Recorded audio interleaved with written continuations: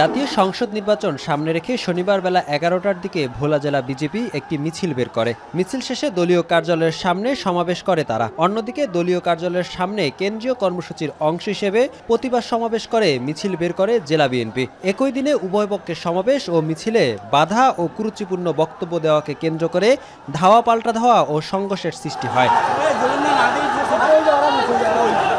সংঘর্ষে গণমাধ্যম কর্মী সহ অন্তত 50 জন আহত হন। ভাঙচুর করা হয় 10টি মোটরসাইকেল ও বিজিবির দলীয় কার্যালয়। পরে আইন শৃঙ্খলা বাহিনীর সদস্যরা পরিস্থিতি নিয়ন্ত্রণে আনেন। বিজিবি নেতাকর্মীর দাবি, তাদের শান্তিপূর্ণ সমাবেশে আতর্কিত হামলা চালায় বিএনপি। আসন্ন নির্বাচনী পরিবেশ নষ্ট করতেই এই হামলা বলছে তারা।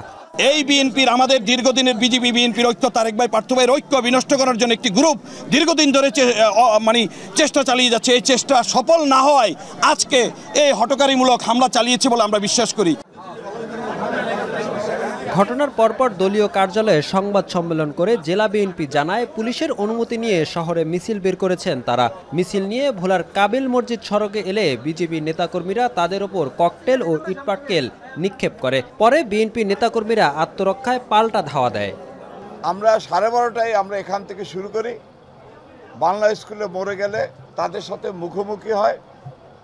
মুখোমুখির এক পর্যায়ে আমাদের নেতৃবৃন্দ বলেছে, তোমরা একটু দাঁড়াও, আমরা ব্যাক করি, তারপর তোমরা যেও।